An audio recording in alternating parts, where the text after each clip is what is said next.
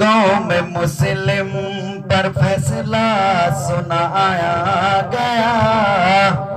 कौम मुस्लिम पर फैसला सुनाया गया। सजदगाह पर क्यों मंदिर बनाया गया। कोर्ट ने फैसला सुनाया मस्जिद की जगह पर मंदिर बनाई जाए। फिर शायर क्या कहता है, सजदा रब को किया करते थे हम जहां। सजदा रब को किया करते थे हम जहां। और मस्जिद को थोड़ी दूर में 5 एकड़ जमीन दी जाए। सजदा रब को किया करते थे हम जहां। सजदा रब को किया करते थे हम जहां। मोमिनों को फेंक कर हिंदू को दी जगह। कौम मुस्लिम पर फैसला सुनाया गया। कौम मुस्लिम पर फैसला सुनाया गया। सजदगाह पर क्यों मंदिर बनाया गया। बाबरी मस्जिद की जगह पर जितनी भी बड़ी मंदिर बन जाए, इस मुल्क हिंदुस्तान के इंसाफ पसंद लोग, इंसाफ नापसंद लोग एक मामूली सी कुर्सी के लिए अपने आप को बिकने वालों, ये लोग एक बात जरूर याद रखो, 500 साल पुराना बाबरी मस्जिद थी। आज वही मलबे पर रामचंद्र जी का मूर्ति को बिठाया गया। चाहे मंदिर जितनी भी बड़ी बन जाए परवाह नहीं, मगर हमारे दावा, हमारी जोर उस वक्त तक कायम रहेगा जब तक उसी जमीन पर मस्जिद तामीर ना करें। आज तुम इल्जाम लगाते हो बाबर बादशाह मीर तकी को, आप जरूर जानते होंगे बाबर बादशाह कौन था। Babar was one of the most brilliant monarch of medieval history। Babar एक मध्यम युग का बादशाह था। पानीपत का युद्ध लड़ाई जब इब्राहिम लोदी के साथ बाबर बादशाह का शुरू हुआ, इब्राहिम लोदी का फौज था 1 लाख। इब्राहिम लोदी का फौज कितना था? 1 लाख के करीब। और बाबर बादशाह का फौज था सिर्फ 25,000 यानी कि 25,000। फिर भी बाबर बादशाह ने उस पानीपत का युद्ध लड़ाई में जय जयकार हुआ। आज तुम इल्जाम लगाते हो उसी बाबर बादशाह और मीर तकी पर जो इस मुल्क की आजादी पर कितनी लड़ाइयां लड़ी थी। आप कहते हो मीर तकी के कहने पर बाबर बादशाह ने मंदिर को तोड़कर मस्जिद बनाई। नहीं, 1528 में बाबर बादशाह का कहने पर मीर तकी ने मस्जिद का निर्माण किया था। वो भी अपने हाथों से, वो भी अपने हाथों से मीर तकी ने मस्जिद का निर्माण किया था। मगर ये नहीं मंदिर तोड़कर मीर तकी ने मस्जिद का निर्माण किया। ये झूठी आरोप है, ये गलत दलाइल है। मिर्जा गालिब उर्दू का एक बड़ा शायर गुजरे थे।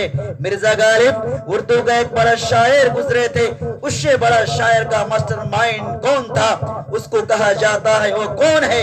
1723 में आगरा के जमीन पर जुल्म लेने वाला मीर तकी था। मीर तकी इतना नीच गिरा हुआ काम नहीं कर सकता। हमारे मुल्क हिंदुस्तान में कोई भी धर्म से बिलोंग रखने वाले लोग एक ऐसी किताब पेश करो, नहीं तो किसी की हाथों से लिखी हुई ये बात बता दो बाबर बादशाह मीर तकी ने मंदिर को शहीद कर कर मस्जिद का तामीर की। मैं खुद आलिम मोहम्मद आलम उस अयोध्या के जमीन पर जाकर एक वीडियो बनाकर पूरे हिंदुस्तान के, चाहे वो हिंदू हो या मुसलमान हो, उसके सामने हाथ जोड़कर ये संदेश पैगाम पहुंचाऊं। वाकईतन ही बात सच है, 125 करोड़ देश के लोगों, बाबर ने मंदिर तोड़कर मस्जिदें बनाई।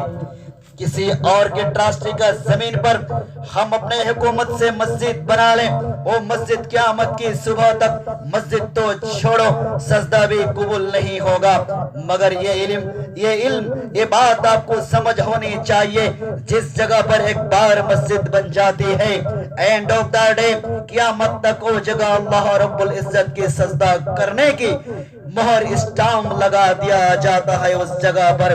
बाबर बादशाह जरूर ये जानता था, बाबर ने कहा था मस्जिद बनाई जाए, मगर ये नहीं मंदिर तोड़कर किसी की धार्मिक जगह, पवित्र स्थान, नमस्ते करने वाले प्लेस को किसी और की सजदागाह बनाया जाए। ये बात अल्लाह रब्बुल इज्जत के पास एक्सेप्टेबल नहीं है कि अल्लाह तबारक व तआला खुद कुरान के अंदर इरशाद फरमाता है, व कतबना अलैहिम फीहा अन्नन नफ्सा बिन नफ्सी वल आइना बिल आइनी और उजूना बिल उजूनी, life for life, eye for eye. जब कोई आपका जान ले ले तो आपके जान के बदले में जान लेना पड़ेगा।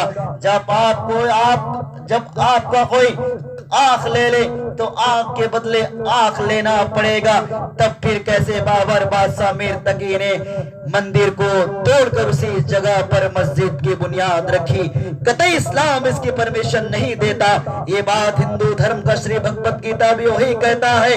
श्री कृष्ण जी ने कहा, उठाओ अर्जुन तलवार बहुरूपी राक्षस रावण के खिलाफ, मौत के करीब ले जाओ, मौत के घाट उन जालिमों को उतार दो। श्री कृष्ण जी ने कहा, अर्जुन ने पूछा किसको मौत के घाट उतारूं? श्री कृष्ण जी ने कहा, जो पराया जायदाद धन दौलत को हड़पता है, जो पराये बीवी को भगा कर ले जाता है, उनको मौत के घाट उतार दो। वो लोग उस वक्त का इतना घटिया सियासतदार नहीं था, ऊंची सोच रखता था, ऊंचे स्टैंडर्ड से बिलोंग रखता था। कर लो आज जितनी भी करना है, तुम्हारी हुकूमत है।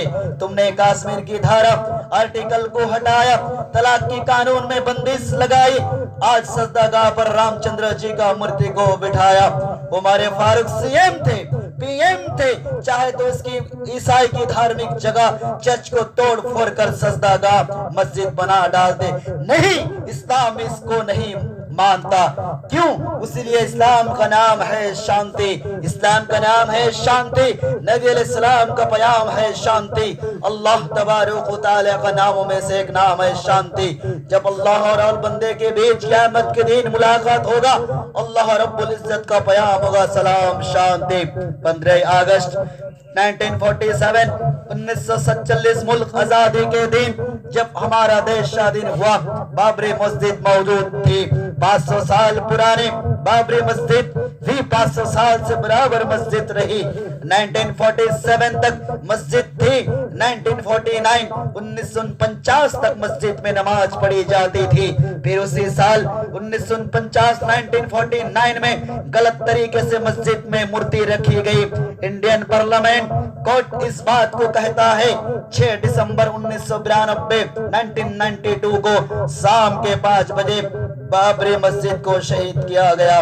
जो लोग कहते हैं मंदिरें तोड़कर मस्जिदें बनाई गई, वो लोग अब तक साबित नहीं कर पाया, उसकी सच्चाई अब तक नहीं आई। 2020 तक 1980 से पहले इस मंदिर मस्जिद को आम हिंदुस्तानी जानता ही नहीं था। इसको पॉलिटिकल इशू बनाकर लोगों से वोट खींचने लगे।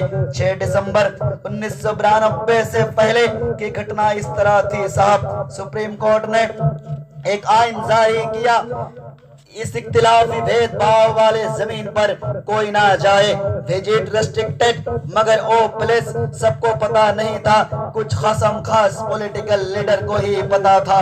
त्रिशूल तलवार लेकर लोग उस भेदभाव वाली जगह पर उमड़ने लगे। वो कौन लोग थे? Opposite political party. मौजूदा सियासत दल चाहे तो उस ऑपोजिट पार्टी को रोक सकते, मगर नहीं रोका। वोट बैंक में कटौती होगी, वोट से महरूम रहेगा। जब सुप्रीम कोर्ट ने ऐलान कर दिया वहां पे गैदरिंग नहीं होनी चाहिए, तब फिर भीड़ क्यों हुई? जब भीड़ होने लगी फिर त्रिशूल और तलवार हाथों में क्यों थी? उस वक्त हुकूमत के लोग मौजूद थे।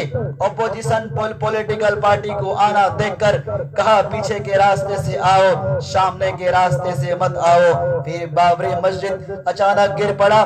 सियासती के लोग कहे क्या त्रिशूल तलवार से मस्जिद गिर पड़ी? कोई भी अक्लमंद लोग का ये क्या यही समझ है त्रिशूल तलवार से मस्जिद सदियों पुरानी गिर पड़ी? नहीं, ये बम के जरिए गिराया गया।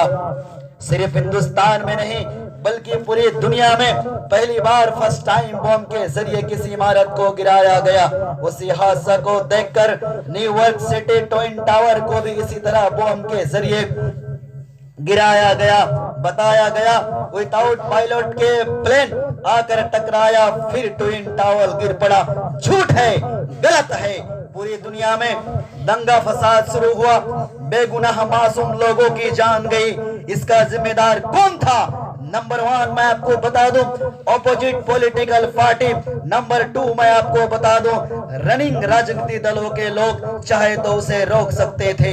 नंबर 3 सुप्रीम कोर्ट का कानून।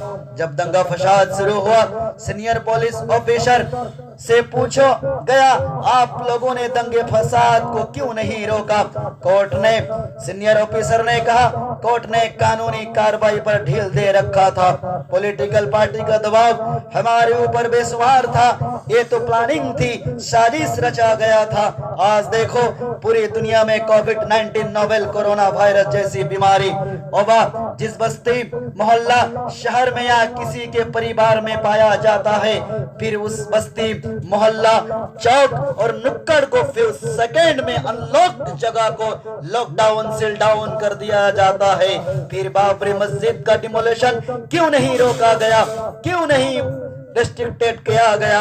शायर कहता है सारी दुनिया ये कहने पर मजबूर है, सारी दुनिया ये कहने पर मजबूर है, सारी दुनिया ये कहने पर मजबूर है, सारी दुनिया ये कहने पर मजबूर है। फैसला गजब की सुनाया गया, कौम मुस्लिम पर फैसला सुनाया गया, कौम मुस्लिम पर फैसला सुनाया गया। सजदगा पर क्यों मंदिर बनाया गया?